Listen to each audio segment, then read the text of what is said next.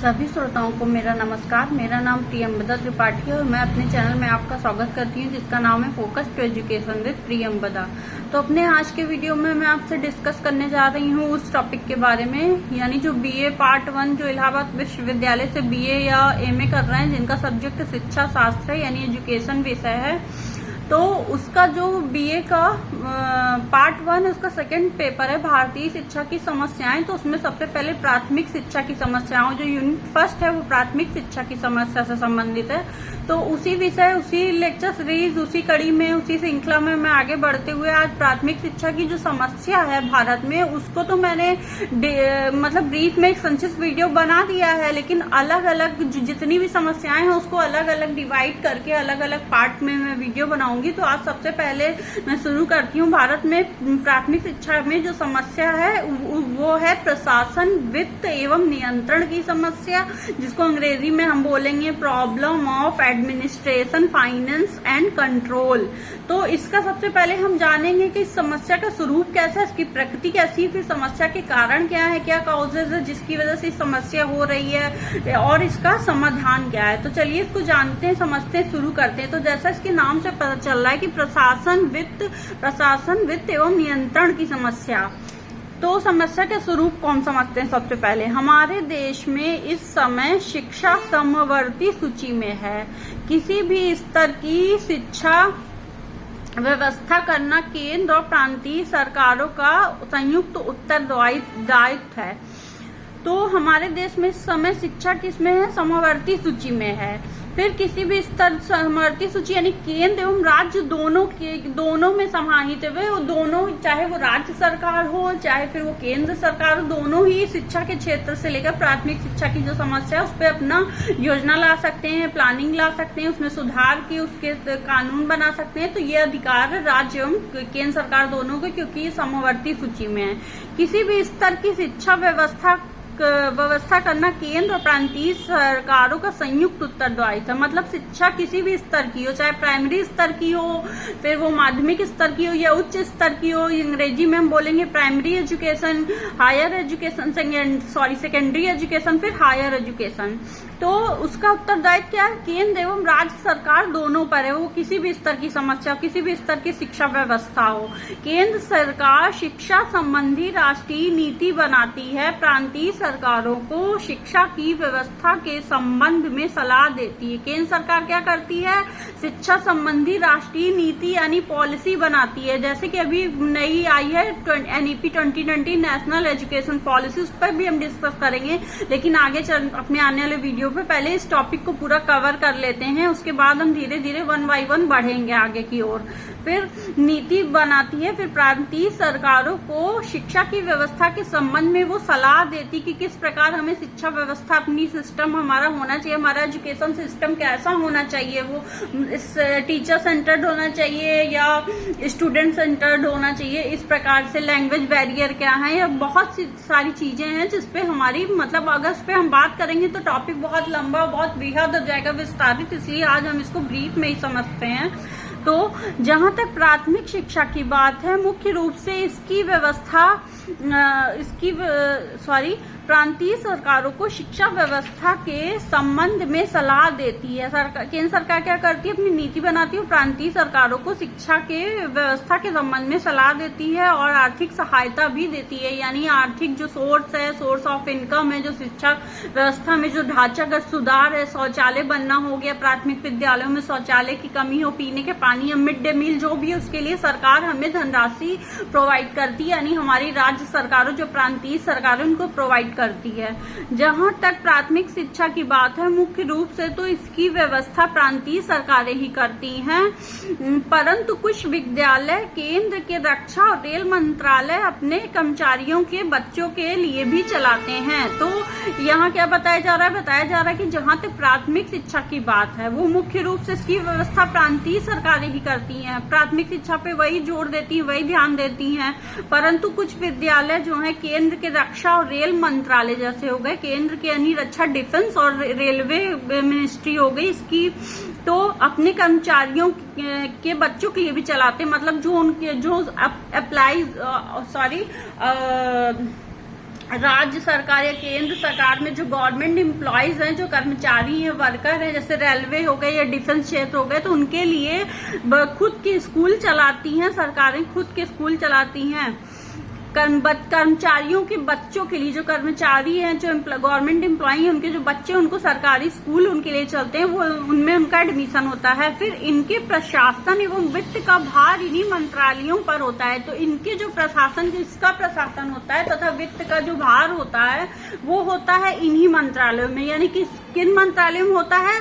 रक्षा यानी डिफेंस में, तथा रेल, जैसे डिफेंस का हम ले ले तो मिलिट्री स्कूल हो गए, या फिर हमारे हो गए मतलब केंद्रीय विद्यालय हो गए जिनको हम केवीएस कहते हैं, इस प्रकार से। और रेल मंत्रालय हो गए तो उनके कर्मचारियों के बच्चे को एडमिशन उसमें रेलवे के होने वाले स्कूल में होते हैं, इस प्रकार से।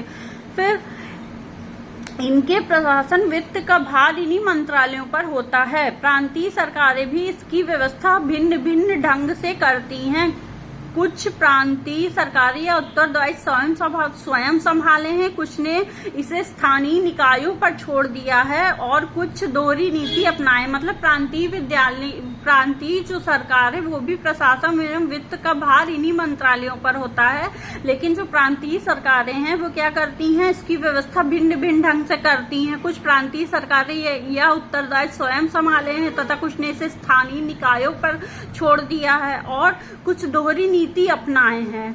फिर साथ ही अनेक सामाजिक, धार्मिक एवं अन्य स्वैच्छिक संस्थाएं भी प्राथमिक शिक्षा की व्यवस्था कर रही हैं। साथ में ही जो सामाजिक हो गया, जो कोई मान लीजिए किसी ने अपना स्कूल खोला है, जब बिजनेस हम वो करने जा रहे हैं कि हम अपना स्कूल खोलते हैं, वो फिर हम देखते हैं कि वो प्राइमरी स्तर का है या माध्यमिक तक है, या हायर एजुकेशन के लिए हम अपनी जमीन प्रोवाइड कर रहे हैं या विद्यालय की स्थापना कर रहे हैं, तो वो सामाजिक तौर से हो गया, या मतलब फंड आ रहे हैं, फंड के जरिए जो हम विद्यालय खड़ा कर रहे हैं, बना रहे हैं, जो प्राइवेट विद्यालय होते हैं या फिर किसी यूनिवर्सिटी से संबंध होते हैं, एफिलिएटेड होते हैं, जैसे इलाहाबाद विश्वविद्यालय से काफी विद्यालय जो हैं एफिलिएटेड हैं, तो इस प्रकार।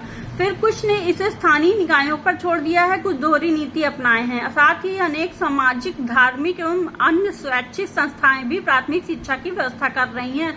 सामाजिक, धार्मिक एवं अन्य स्वैच्छिक वजह से, सामाजिक हमने समझ लिया, धार्मिक क्या हो गया, जैसे मकतब हो गए, मदरसे हो गए, या फिर हमारा गुरुकुल हो गया, हमारी पुरानी शिक्षा व्यवस्था जो है, इस प्रकार से। स्वैच्छिक संस्थाएं भी कुछ हैं जो खुद से खुद का स्कूल, कॉन्वेंट स्कूल खोला गया है, प्राइवेट स्कूल, वो खुद से ही संभालती हैं खुद का।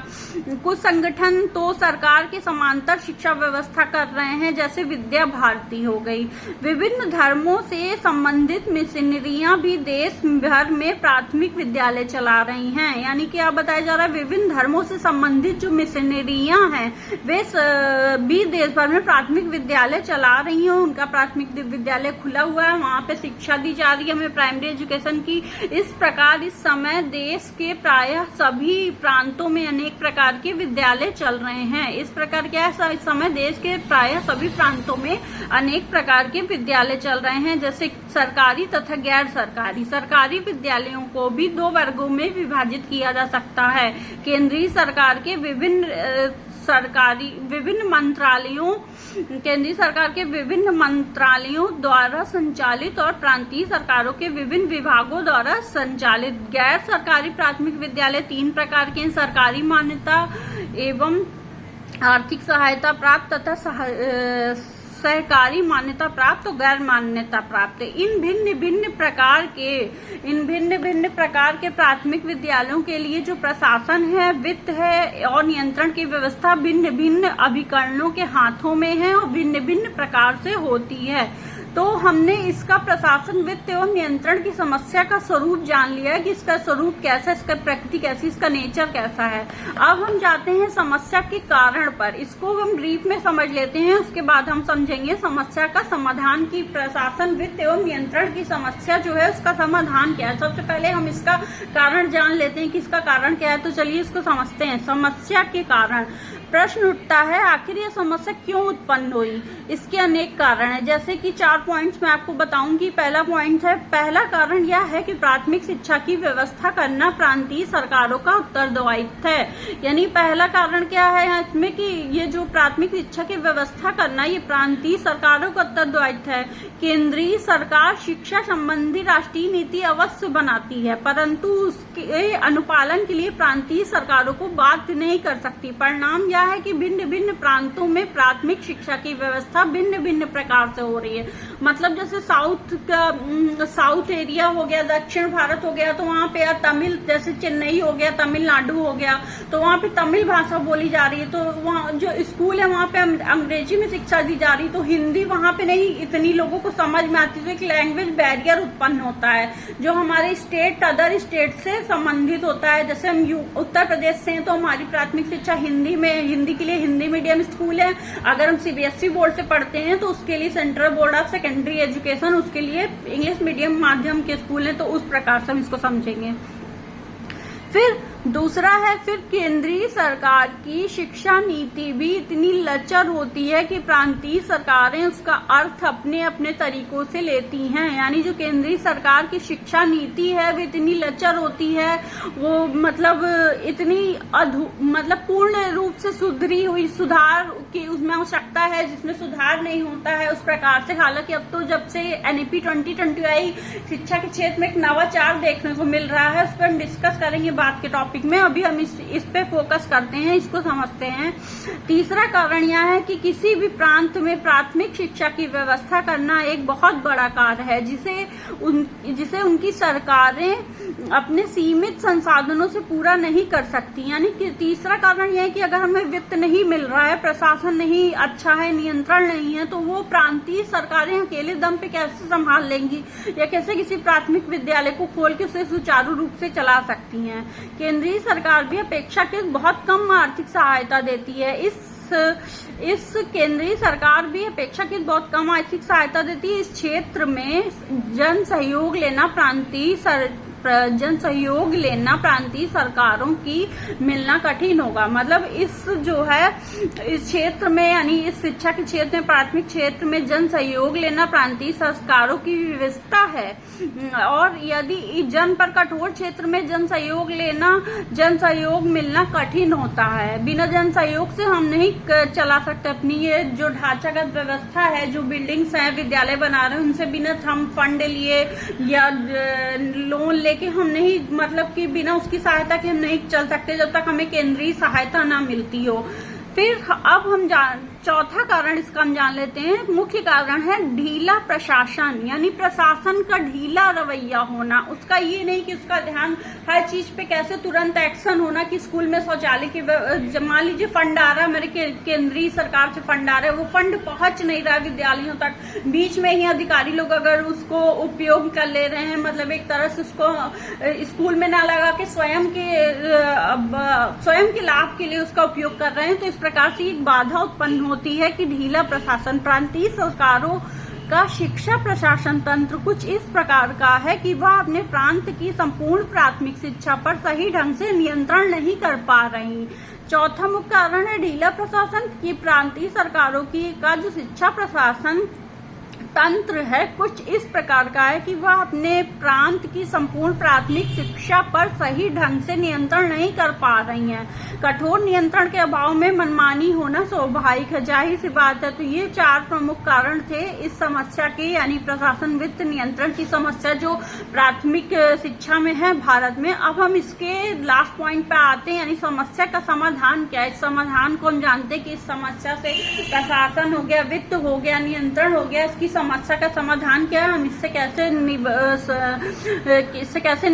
उबर सकते हैं। तो चलिए इसको समझते हैं, जानते हैं, शुरू करते हैं। इस समस्या के समाधान के लिए आवश्यक है, पहला है केंद्र और प्रांतीय सरकारें मिलकर शिक्षा नीति बनाए, उस नीति का अनुपालन करना केंद्रीय और सभी प्रांतीय सरकारों के लिए अनिवार्य हो। यानी कि सबसे पहला जो है कि केंद्रीय और प्रांतीय सरकारें जो शिक्षा नीति बन रही है उसको मिलकर बनाएं तथा उस नीति का अनुपालन करना केंद्रीय विद्यालय और प्रांतीय सरकारों के लिए अनिवार्य हो। केंद्रीय सरकार और प्रांतीय सरकारों के लिए अनिवार्य हो। दूसरा पॉइंट है, राष्ट्रीय शिक्षा नीति इतनी सुस्पष्ट होनी चाहिए कि प्रांतीय सरकारें उसका एक ही अर्थ निकालें। यानी राष्ट्रीय जो शिक्षा नीति है वो इतनी सुलझी हुई होनी चाहिए, सुस्पष्ट होनी चाहिए कि जो प्रांतीय सरकारें हैं उसका एक ही अर्थ, मतलब कि पूरे देश को एक ही राष्ट्रीय शिक्षा नीति मतलब चला सके, जो उसी के नियम के द्वारा, जो उसमें पॉलिसी या नीति है उसी के द्वारा हम हर प्रांत में शिक्षा प्रोवाइड करें। जैसा कि एनईपी 2020 में था कि सारा सिलेबस जो एनसीईआरटी के थ्रू सबको पढ़ाया जाएगा, वो हिंदी मीडियम वाले स्टूडेंट हो, इंग्लिश मीडियम वाले,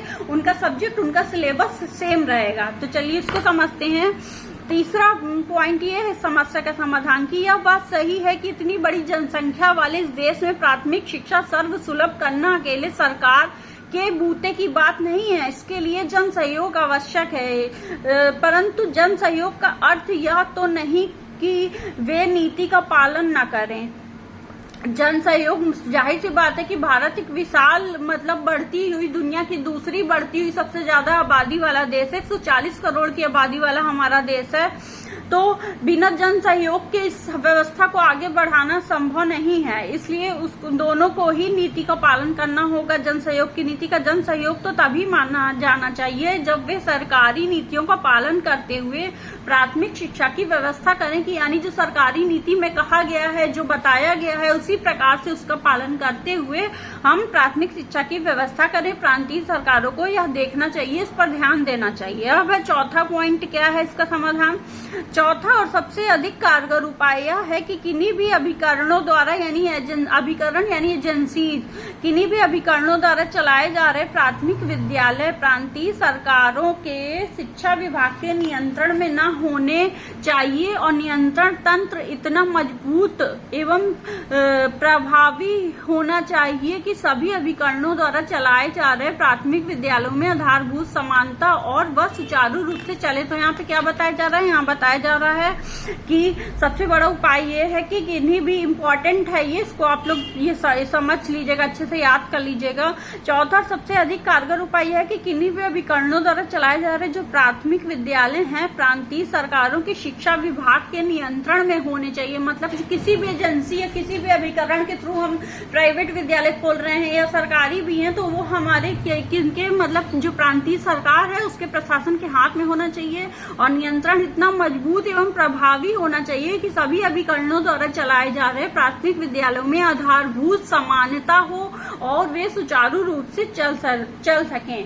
तो ये आज हमने इस समस्या के बारे में अवगत हुए, जाना समझा कि प्राथमिक शिक्षा में प्रशासन, वित्त एवं नियंत्रण की समस्या क्या है, उसका स्वरूप कैसा है, उसके कारण क्या है तथा उसका समाधान क्या है। आशा करती हूँ आपके लिए ये वीडियो उपयोगी होगा।